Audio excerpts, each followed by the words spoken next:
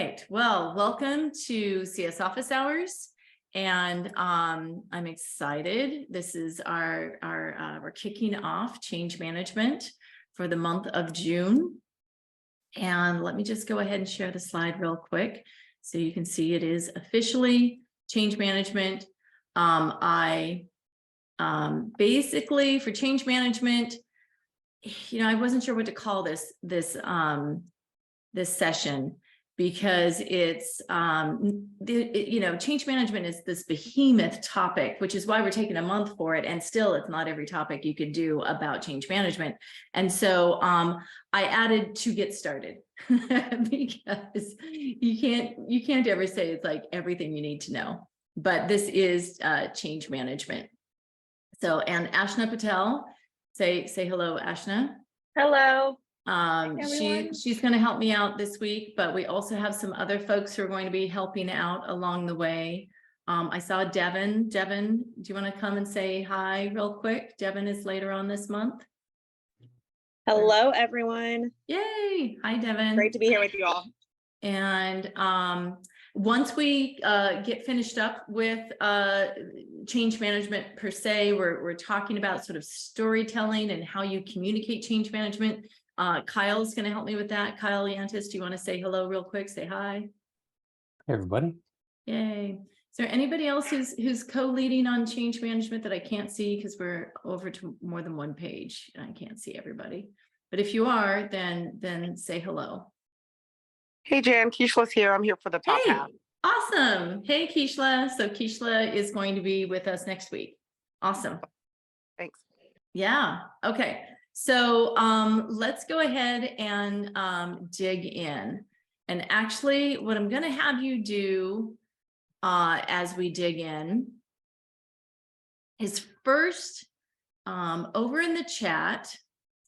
Let me make certain I can see the chat. Over in the chat, tell me why you think there are shoes and hats on this slide.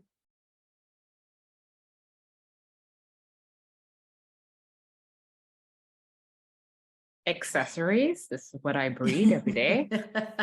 Yes, they are accessories. That's true. Good guess. Why else might we have shoes or hats on this slide? We all wear different hats. You can change them. Mostly it will. You grow out of shoes. Grow out of shoes. Sure. There's a lot of, okay. I like that. Yeah. Okay.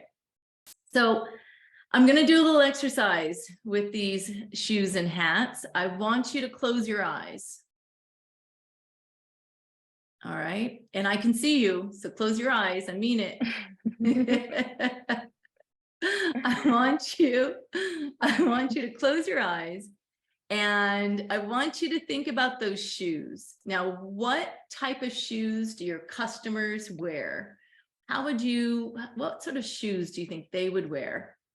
All right, I'm going to think about your customer's shoes. Now, in your mind, not in reality, but in your mind, think about if you took off your shoes, right? So take your shoes off in your mind, put on your customer's shoes, stand up and look over at where you were. Okay, this is all in your mind's eye. That is your customer's perspective. Okay. All right. That's the first thing. That's when you're wearing your customer's shoes, you're thinking about it from your customer's perspectives. You don't have your shoes on. You've got your customer's shoes on. Now, I want you to think about your customer a little bit longer. I want you to think about the hats they might wear. When you're working with your customer, say when you're onboarding them, is that onboarding the only onboarding that they're doing? Is that onboarding the only thing that they do, or do they have a day job? In their day job, what are all the different kinds of things that they're doing in their job? What all are they responsible for, right? Now, I want you to think about the other types of hats they might wear, like outside of work. Do they have kids? Are they taking care of parents, pets? Are they moving? Maybe their office is moving. Maybe they have to go into the office again and they haven't been going into the office for a while. all of these things are all the various hats and things that are on their plate, things that are going on for your customers. So you go ahead and open up your eyes. And I just want you to think, when you're thinking about shoes and hats, I want you to think about your customer from your customer perspective, what they're experiencing and what kinds of things we're adding to their plate, what other hats we're adding on top of all the other hats that they wear, and what other shoes that they're wearing other than your shoes and your perspective. Okay. All right. Here's another one. Why is this picture here?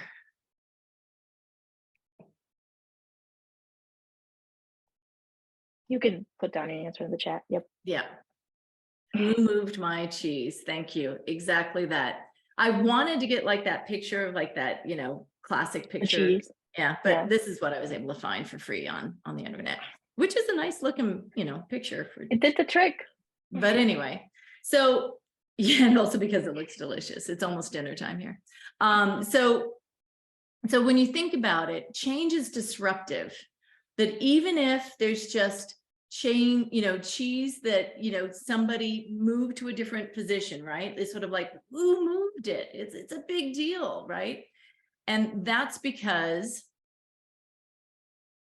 that's because it can be, jarring, right? Kind of an emotional thing.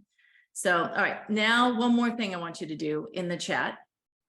What are some of the key activities and skills that are needed to ensure successful changes in organizations? Communication, start with why, flexibility, comms, managing expectations, buy-in, understanding your customers' needs and challenges they're facing, buy-in from your customers, Empathy. adaptability, buy-in. Oh, I really thought that we actually hear empathy and understanding current state. I thought we would see project management, but I did get you sort of going into that empathy state first. I should have asked you this question first. But yeah, so I was kind of preparing you here, right? And that's because change is emotional. Okay. So before we, get into discussion and breakout groups, Ashley and I wanted to kind of share with you a few things. And this, of course, is from Britt Andreatta's book, Wired to Resist. Of course, I'm going to be referencing that. And this is actually a picture from her book. And you can see it's on page 23.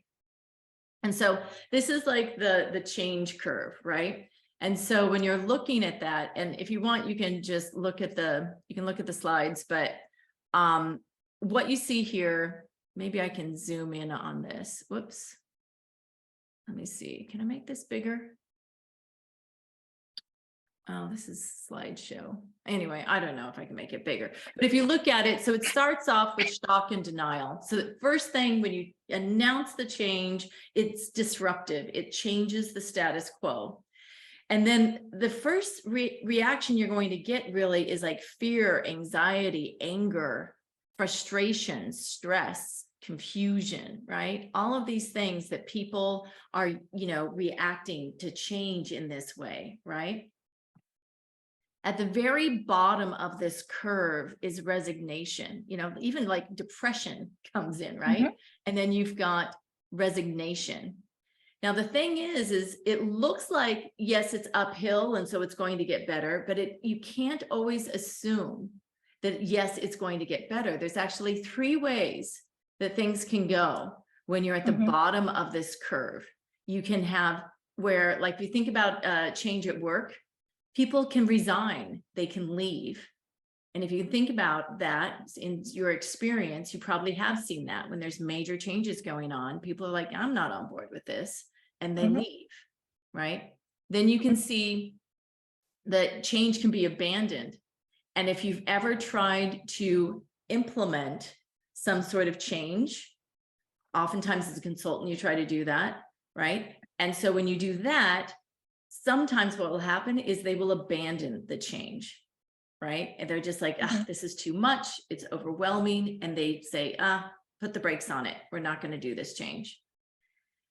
But the other is they can have resigned acceptance, where they emotionally agree to it and they accept. It doesn't mean that they're really excited about it yet. Kind of as it goes further on, that's when they have commitment to it. But then eventually, if they do continue to accept this, change, then eventually it becomes a new normal, right? Yeah. And then there's some other things in terms of the brain on change, but does this resonate? I'll just stop for a second. Does this resonate with anybody in terms so far? Anything? Thumbs up. Yeah, got some thumbs up. Anybody want to sort of speak to something that you've experienced where it's like, oh, I thought we'd be able to change a little easier than that, or like the way that change happened to you was like overwhelming. Anybody going through that right now? I mean, as people are thinking, I can just jump in. And I know I've gone through this quite a few times, but one of the examples that you gave, Jan, and that really resonated is we went through merger and acquisition, and that is huge. And I'm sure like 50% of you, or even more than that, has gone through some sort of one of that, and that changes always. I think the fear it's always the fear that we're going to change. Something is not going to be the same. And I think that always, it's like it tricks and it plays with your mind. And that's why those three things that you mentioned happens, that you want to leave or you want to give up. And it's just so emotional. And you feel like you put yourself in this little box and you can't get out of it. And so that's why it's like a lot of time we end up, I've seen like a lot of time, I've seen people leaving organizations, and just not adapting it. And that I've seen that, completely firsthand, because it's emotional. It plays tricks with your mind. And what about a lot of people are experiencing right now getting laid off, right? Mm-hmm. That's Yeah. a huge change, right? Indeed. And all of a sudden everything is disrupted. Right? So I'll jump back in so we can keep going and get into breakout groups and other things. But the other thing is when I came up with this title of this slide. I don't know if anybody, our brain on drugs, our brain on change. Never mind. It's just the way I entertain myself. Okay. So, but fear and change, or the fear, I guess really what I meant to say is the fear of change really is really what it is mental and physical, right? Because change represents a threat. And so this gets into all the neuroscience stuff that of course, Britt Andreatta is talking about, where literally the reason why it's called Wired to Resist, because we resist change, right? And so when we're thinking about when we want someone to adopt our product, change is a big part of it. It's not, we treat it like they're just going to be learning, but it isn't just learning. One of the hats that you could be encountering amongst your customers is they could have been the champion for the product that was ripped out and replaced by your product. And I say ripped out because it can feel that way for some folks, right? It's like everything is just ripped out. It feels like this physical, reaction, where they're emotionally, think about when you have your favorite product that you're using, you get emotionally attached. If you're in the community for that product, you're emotionally connected to the other people, right? And when the change happens, then it's a big deal. So there's actually a physical response when change happens. And there's endorphins that are released, right? There's your logical thinking and self-awareness can even be shut down. Your bronchial tubes enlarge and your heart rate increases. You have fatty acids and glycogen released from fat deposits and your liver for quick energy. Like literally your body is going through this. So if you think about when someone was going to announce to you, whether it was over Zoom or in person, you're now getting laid off. You're part of a RIF, you're a reduction in force. think about that physical reaction that happened, because I imagine it's happened to everybody in here. It's happened to all of us, I think. Is there anybody who hasn't been laid off in your, really? You haven't been laid off yet in your career? Wow. Oh, thankfully not yet, but it's still pretty Wow. early. Well, Okay. All right. Wow. That's amazing. That's incredible. So there's a few people here who haven't experienced that. Is there something else, Stephen, that you've experienced where, if you haven't been laid off, where you've like experienced that sort of reaction to change? Yeah, it's actually being the one who didn't get laid off in the team, reorging and, less people, more work, that kind of thing. So, So there can still be fear when that's happening, even if it doesn't happen to you directly. Interesting. Yeah. Yep. Got it. Rachel, what about you? Was there another experience related to change that you can think of that gave you that physical experience? I can also relate to the career pivot piece that someone else just put in the chat, and trying to do that and having that experience and that emotional reaction like you were talking about. Got it. Yeah, because that's change too, right? Yep. So even if you're making the proactive decision to do a career pivot, it can still be scary. It can still give you that physical reaction. Okay. So the thing is, though, really then change management requires overcoming fear, right? In order to move forward, you have to overcome that fear, which can even be physical. So whether it's happening to you or whether it's something that you're doing with your customer, it's, yep, Christine, absolutely, customer education, right? When you think about it, customer education is not just imparting some information. I mean, we know that customer education is beyond just saying this is what every button is on the page. Instead, you want to do it in like jobs to be done fashion, right? And help them think about what they want to get done. But the first thing you do when you're trying to help people become oriented to a new product, to your product, right? When you're transitioning and helping them transition, is you want to orient them to feeling comfortable and safe with you, helping them feel like you have a plan and they're going to have, sharing with them, like when you're onboarding or when you're doing customer education, letting them know ahead of time, this is the plan. This is what you're going to be doing today, right? This is what you'll be doing in the journey with us. Those kinds of things that kind of tells them you are here and you're going to end up over here, gives them comfort in knowing where they're going to be journeying today, which makes me think I should add an agenda page so that you have an idea of where you're going to be during CS office hours. But change requires a shift in mindset as well, right? Because you're changing from that fear all the way through those emotions to where they finally accept and commit. And then they feel like there's a new world order and this is all normal and this is their new normal, right? And you think about it then during the pandemic, when there was so much change going on, it was a lot to adjust to, right?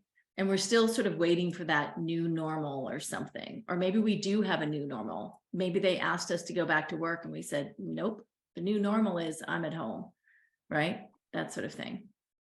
And Jan, can I just jump in Yeah. and say something? And this Yeah. is just plug in for the training and the enablement piece.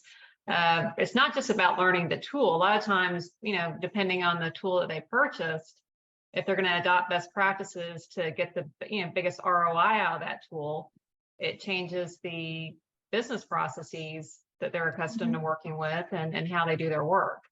So it can be much more magnified than just learning a new tool. Absolutely. And I know you've done a lot with that, Natasha, because we were just in a CS office hour, successfully training session, leadership training session. Do you want to share maybe a little bit of some of the things that you worked on during your onboarding process, that sort of thing? Yeah, one of the things that I helped to bring to our North America team, we have in our company we have EMEA and we have North America. Is when we were training our customers on our product previously, we would just have consultants kind of do what I refer to as the death by PowerPoint review of the product, right?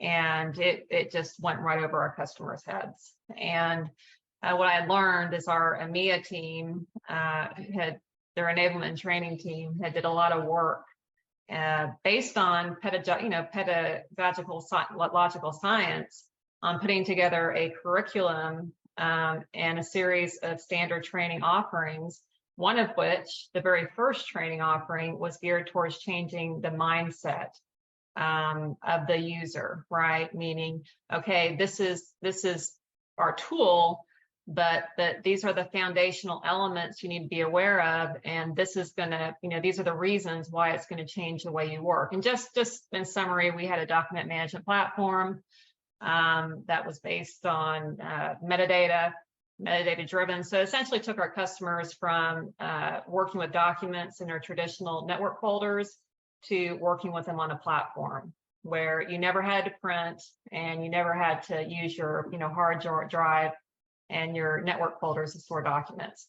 So that, Right. yeah. So But- that was a fundamental, oh my gosh, you're making me take my files out of my network folder and the traditional hierarchical and how we're going to organize and folders and subfolders and I'm not doing that anymore. And I can just dump my documents into this platform and just search on metadata and what's metadata. I mean, it just really, it just kind of really turned their world upside down. So the very first session they sat through was very foundational, right? We didn't throw too much at them, and it was more geared towards shifting their mindset to embrace this new way of work.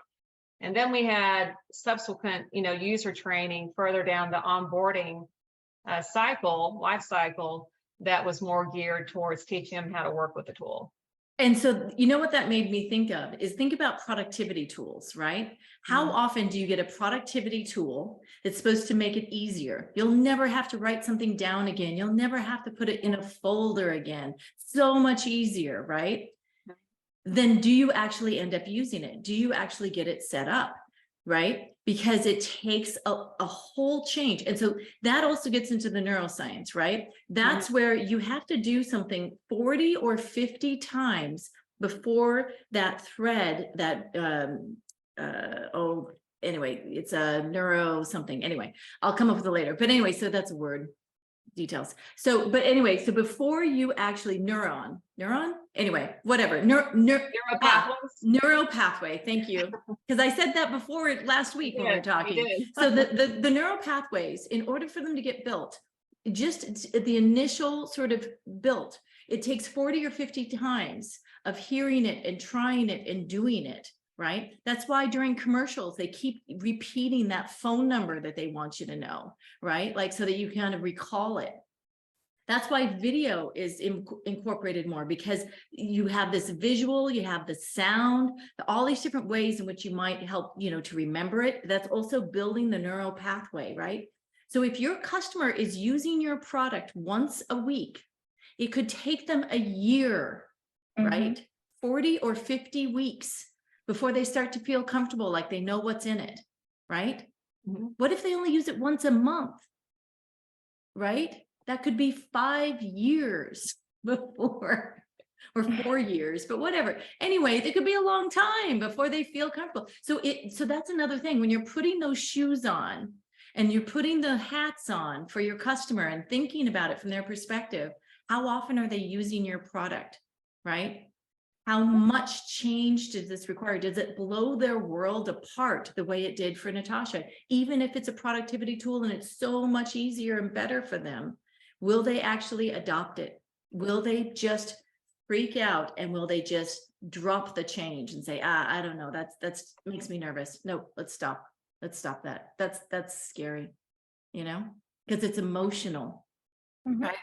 So that's why then when we are wired to resist and we need to be wired to grow, and you take these two things together and you've got adoption, that's why these things are working against each other, because we are wired to learn. It's a survival mechanism, but it's also, we're wired to resist. That's also a survival mechanism, right? Yeah, and Keishla, that's really, really true. Do you want to say something to that about how sometimes we come in hot as CSMs because we know the product, we feel comfortable, right? And so we just come in real hot with it.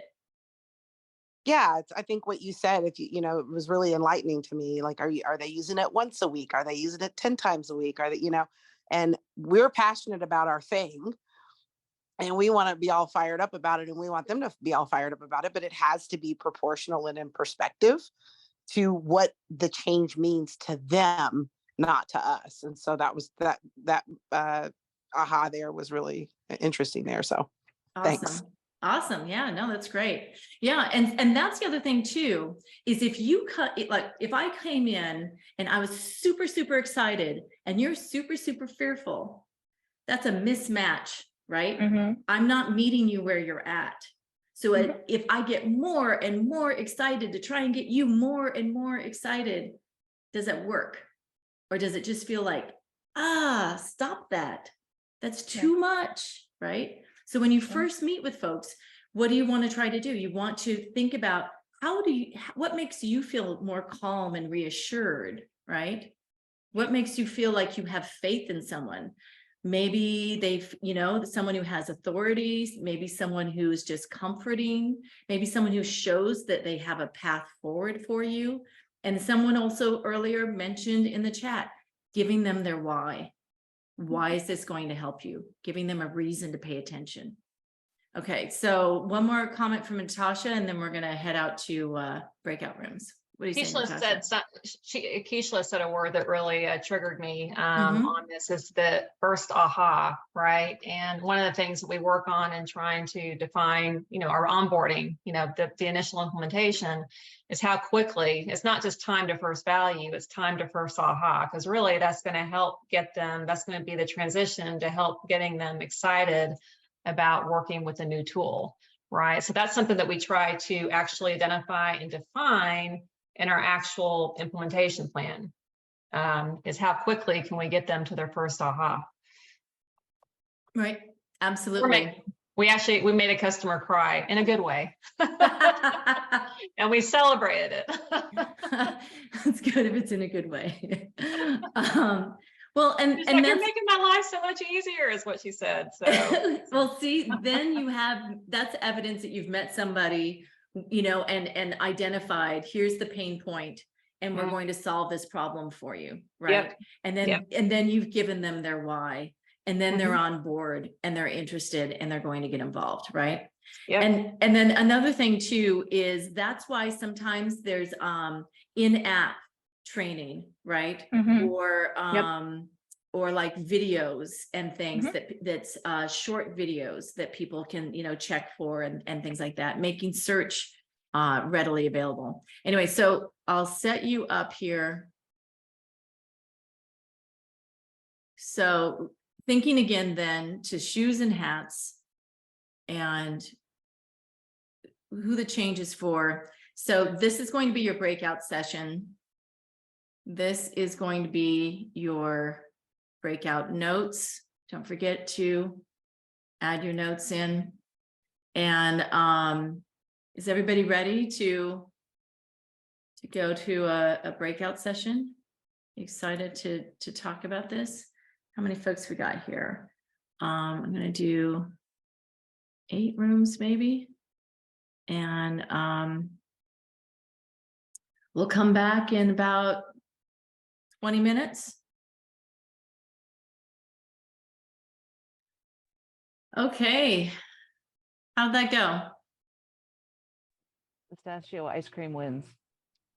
Oh, well, excellent. Actually, my niece, her fiance has an ice cream parlor over near Delray Beach in Florida, and that is the best pistachio ice cream I've ever tried. I've got to tell you, it actually tasted like pistachios. It was incredible. What other things? Pistachio ice cream for the win. How's it? Any thoughts? Any aha moments? So a lot on our team, don't you think, Marianne?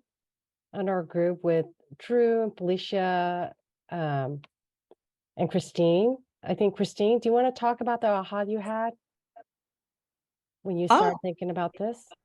oh, sure. Oh, thanks. Hi everyone. We were just in the group talking about change management and Sandy, and thanks for calling that out. Yeah.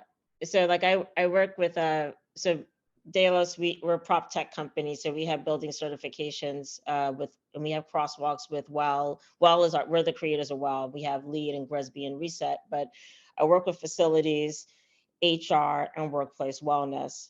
And Jan, you did a great illustration of, the shoes and the hat. And I just thought of workplace wellness, and they're like the big shoes and the big hat, and I have these little feet and a little head.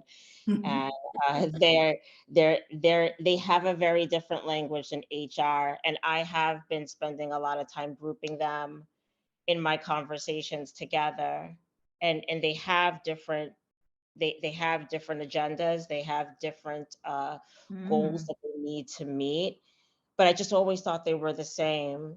And HR is sticky with the product a lot more, and workplace bonus reports to HR. So there's a very different language that I have to bend and learn.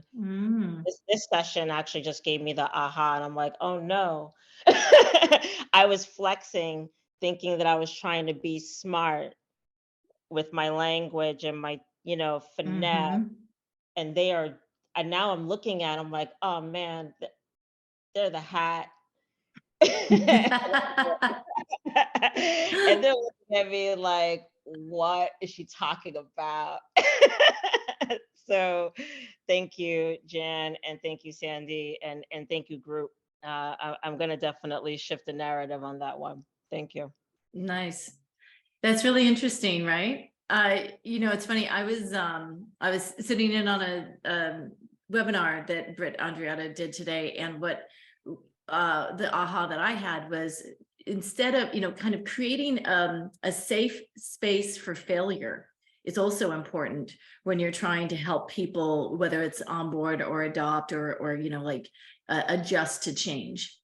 And so what she likes to use for the acronym of FAIL, because failure is so important to learn. The first time you try something, the first time you take a step, you fall, right? The first time and so she likes, I think it's first attempt in learning is what she likes for the acronym of FAIL, and that's another thing too. So instead of beating ourselves up about, how we, first, try to do something with our customers, think about it. Well, that was your first attempt, and we get to iterate. That's also the Scrum Master in me, always iterating. Thank you. Yeah, no, it's awesome. I'm so glad you had that aha moment. Any other thoughts that people had where you get to revisit an aha moment again, or did you have a new one? Yeah, Christine, iteration is key for me. Any other Hey, thoughts? Jan, in Yeah. group 4, I Mhm. think almost all of us came about it from a different way, but it was Mm. really about engaging all of the key stakeholders throughout the implementation, onboarding, and ongoing process when you have turnover both internally and externally, and to ensure that we continue to circle back to the initial pain that we were solving when they purchased it. And that was our thread throughout the entire time together. That also makes me think of, it's a big deal if, you're laid off, or if you stay at a company and others are laid off, but then also with our customers, then there's all that changeover, not only within our company, but also as we're working with our customers. And because we're at that intersection between the customer and the company, we get a double whammy, right? And helping our customers through the shock that we're still going through. Yeah. And I love too that you're talking about the different stakeholders, and that really kind of resonates with what Christine was just talking about too.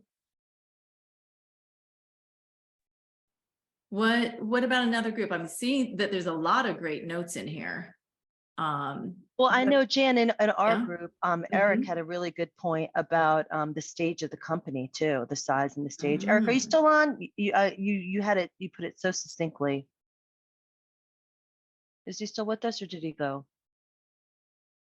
he was basically pointing out that again, if you're dealing like maybe with a startup or a smaller company in SMB, there's like it's a flatter organization, so it's easier maybe to kind of get buy-in because you're maybe already working with decision makers or super users. But when you get to that kind of enterprise or larger company state, it becomes much more difficult because there's more bureaucracy, more decision maker stakeholders, and then also just the implementation of any sort of change could be an absolute nightmare. I thought that was actually a really good point. Yeah. Yeah, definitely. Tim, what were you going to add? Yeah, our theme was around the word driven, right? So you can't teach someone how much to want it. One interesting take, we talked about the leadership being involved. So usually it's like a director or VP level signing a contract for the software or your product. And when they sign, they're gone, right? Then it's up to someone else and they implement. But perhaps maybe finding out if it's part of their KPI for that quarter or that year, like make sure it's a requirement or find out and get that motivation. Because sometimes depending on the product, they can go the other way. So really making sure that they're focused and it's a requirement and there's a responsibility there. And I like what you said about, some people are adaptable to change, but at the same time, yeah, if it's a goal and they're motivated and driven, I've seen a lot of successful clients go through that when they're measured on that implementation as a KPI or OKR for that matter. So that was pretty resonating for us. Gives them another why, Exactly. Yeah. Natasha, did you have some thoughts on that too? Or other thoughts? Yeah, just echoing what Tim said, that's absolutely critical. And that was a big problem for us at our company and why projects didn't go very well is when the decision maker, signs off on contract, hands off to delivery team, has no idea what we're doing, why we're there, has competing projects, multiple hats, right? And doesn't really want to do this extra thing that's been given to them. So one of the things that we did and addressed in our customer onboarding checklist that we gave to our new customers is make sure that the executive sponsor tells or informs their internal teams on why we're doing this project, why it's important, and how it's going to make their lives better. Don't make the vendor do it, because by the time we get to kickoff, they need to have, they need to already have that understanding so that we can focus on the actual implementation. We used to provide change management packages for people that purchased that included all of that comm info, how to send out, when to send out the emails that talk about what the change is going to look like internally, what kinds of points you need to put across to your employees about this change and what it means for them and what the good things are that we're hoping that we're going to come out of it, because of course we all know we were suffering because of whatever's. And so we would give them all of that content. So all they had to do was basically fill in the blanks with their pain points, their solutions, and then let it roll on the timeline that we gave them that said, send this one out X weeks before this. And it worked really well. Change management kit.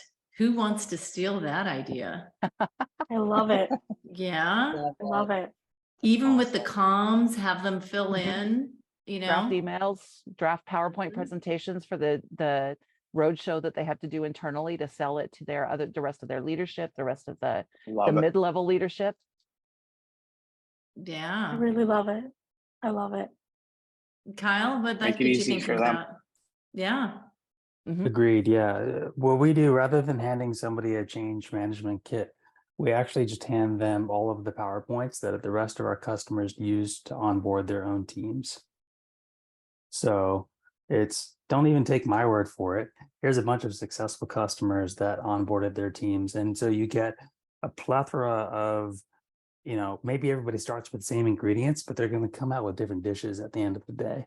So choose your dish, and depending on your culture and your the problem you're trying to solve with the solution. Do they sometimes feel overwhelmed with choice though? Because I don't know if you've heard about that, like I'm a Trader Joe's person. So I go into Trader Joe's, there's like one or two types of mustard tops.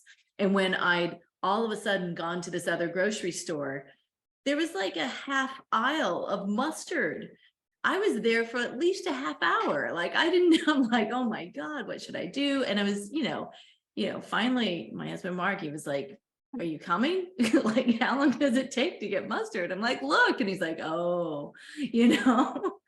what do you do to help them choose between them all? That's a great point. No, I think based on the onboarding and getting to know somebody relationship first, maybe you actually attach one or two of the onboarding decks based on what you know about the customer, but still give them the whole folder. You never know if there's a specific mustard brand that they really brings back the nostalgia and they can't find it at their local grocery store. So, give them the Kroger experience, even if they can only have a farmer's market. So we could even get our customers to read the SOW. Well, this is definitely interesting though, right? Because sometimes then you can give them a little bit of choice, but also help them, be prescriptive and help them feel guided in some way, right? Like I was there was some tools I'm choosing between, and I was talking to somebody and catching up with her, and then she showed me the tool and I was like, oh yeah, I think I got like an onboarding email. I haven't looked at it yet. And she's like, well, tell me what you're doing. And then she sent me afterwards, like 3 different links. Do this one for sure today. This other one you should do soon. Try to do it this week. This third one sometime, kind of thing like that. Right. So that because I was feeling overwhelmed. Right. So sometimes that can help. Any other thoughts, anything that hasn't been brought up that you maybe discussed in your group that we want to be sure that everyone is familiar with? Something, yeah. How do I can't, sorry, couldn't raise my hand. I was looking Oh. for all the things. It's Felicia. Yeah. So I was really thinking about this more, change management with being in ed tech with teachers and students. And it was like an aha moment for me also, right? Because I'm always, when I'm talking with teachers that are changing, they're leaving their job, now they're left with the product the students are not using, and we're learning, why is the usage so low at this point? There's no real alert. It's just like, oh, we just changed everyone basically. The teachers left, and we have a new admin or a new IT person, and then there's this breakdown in communication. And so I love that idea. I have to talk with Christine about preparing them for that side, the change management side, because change is going to come. We know that. However, just telling someone to be agile, and telling them that, you can just show up and be happy, that is not equipping them or positioning them for success. And I just feel that with change, you have to have really strong communication and, just have that growth mindset. We're looking at things I saw recently from the gain side, not the gap. If you look at what you've gained, what the good things that you're doing, and that if that is your go-to perspective, you'll continue to have more successes, right? But if you're looking at it from what you'll lose, what you've lost, what's, that pit, it's hard to get out. Mindset shift. Yeah, that's really important, and helping them achieve that. Yes. So I'm definitely going to reach out to you and talk to you more about this, Jen, because I think like putting something together like that and bringing it to our customers to help them acclimate during this change. And asking them more questions, about how they're equipping their staff so that the students can thrive, because they're ultimately the ones that are affected by this change. Yeah. Thank you. Yep. Yeah. All right, JC, I think you're going to close us out after, and then Ashna will give us some closing thoughts. Hey, Jan, this is Jasmine. Sorry, JC. Oh, Jasmine, sorry. No worries. One of the things I know we touched on, but just kind of bring it up a little bit, culture, right? I think that's a big one. Yeah. So I was at a conference last week, Women in Tech Texas, and I heard Gwen Shotwell, I believe she's the CEO of SpaceX, and talk about change, right? Like, and her boss being Elon Musk. And it was beautiful how she presented the failures and things that didn't work, and, from the outside, we look at it, it's like, oh, their launch didn't work, too bad, like how much money they wasted. But their culture, like every time they have a failure, they learn something from it and it's celebrated and what they learned from it. So, I think culture is a big one too. And like change management, there's a lot of fear of failure. And I think that helps, like if you have the culture that fosters it's okay to fail. And I think someone had the first acronym on there, right? So I think that's something to consider and maybe foster some of that, or kind of figure out what kind of culture you're working with to influence. Yeah, first attempt in learning is fail. And keeping addressing that in terms of the culture, right? And making it safe. Yeah. Ashna? I mean, I love it. And I think it's all of today has gave me a lot of good ideas, but also one of the things is like part of our onboarding deck that we have for our customers, like a kickoff deck that we have for our customers, we have a slide on it that talks about just challenges, so what are some of the common challenges that you could come across, and change management or change specifically is part of it. Like that's something that we discuss with our customers. And like a lot of the ideas that we've talked about and discussions that we've had, it's like what I would say at the end is like, we have to focus on the positive, and that's what we have to, drive towards. It's not like change is the fear always comes around because we're thinking about, or even the customers are thinking about the negatives. I will change, or we will do this and this will happen. But we forget that there's the other half, or the other side of the coin is the positives. And I think that's what it is. It's like when we're trying to help others adapt to change, even personally too, is we have to think about the positives. And some of the exercise people, I've actually read somewhere, it's like when you're thinking about something like a change that you're adopting or something that's about to happen, like you write down 10 good things that can happen out of that, or like think about the 10 good things that can happen out of that. So I think thinking about it, adoption and working with customers specifically, or even teams to help them adapt to change, and think about what 10 things or 5 things, positive things that you can talk to them about. And I think that can really help. So just that's my closing thoughts. It's like it is a mindset. It's a shifting mindset, and it's a growth positive mindset that we need to have with change. Awesome. Yep. Yeah. Absolutely. So this is the first of 3. There's going to be 3 more sessions, and next week Tishla is going to co-lead with me. And part of what she's going to be sort of getting into is, CS at that intersection as change agents, right? And really sort of digging into that. We also then the following week, we're going to have David Goldberg talking about a similar sort of change management kit and what their process was in working with their customers, and kind of showing us some examples from outreach where he was formerly. And then we're going to also have, and she was here at the beginning, and I even had her speak, and now I am with names, and she lives in Nashville, and Kishla? No, not Kishla. But anyway, she's our last one of the month. And had lunch with her. Sorry.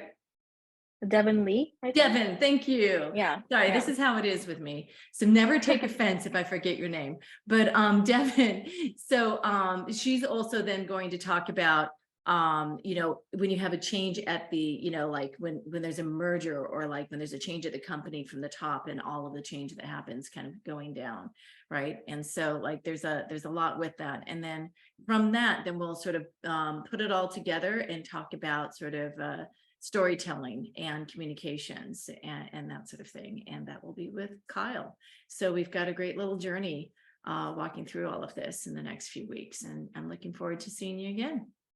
Thanks so much. Awesome. Thank you. Thanks, everyone. Thank you, everyone. Bye. Thank you. Bye. Thanks, Bye. team. All right. Thank Have you. a great Bye. night. All right. Bye. Bye. Bye.